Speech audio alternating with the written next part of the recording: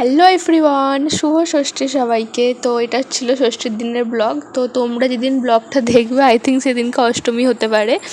তো এডিট করতে এইসব করতে তো টাইম লাগে, আর একদম পুজোর সময় টাইম হচ্ছে না, কিছু করার তো করতে পারছি না। তো আমাদের বাড়ির সামনে একটা মন্দির আছে, বাসুদেবপুর কালীবাড়ি। ওখানে রিসেন্ট 3 বছর ধরে দুর্গাপুজো হচ্ছে। তো এবারে ওই মন্দিরটাই আমি যাচ্ছিলাম ষষ্ঠীর দিন। আমি সেরকম কোথাও যাইনি, বেরোইও নি, জাস্ট বাড়ির সামনে মন্দিরে যে পুজোটা হচ্ছিলো সেখানে দেখতে গেছিলাম। এই দেখো, এটা হচ্ছে আমাদের বাসুদেবপুর কালীবাড়ির ঠাকুর।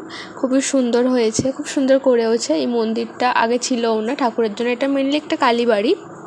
তো এখানে পাশে একটা এরকম মন্দির বানানো হয়েছে যেখানে আমাদের ঠাকুর পুজো হয়। তো এই যে দেখো, এই মন্দিরটা তোমরা চাইলে এসে ঘুরে যেতে পারো এখানে। কারো লোকেশান লাগলে কমেন্ট করো, লোকেশান আমি দিয়ে দেবো কমেন্টে। তো চলো, আবার দেখা হবে নেক্সট কোনো ব্লগে। জানি ব্লগটা অনেকটা ছোট হলো, বাট কিছুদিন ওয়েট করে যাও, বড় ব্লগ আসছে। বাই।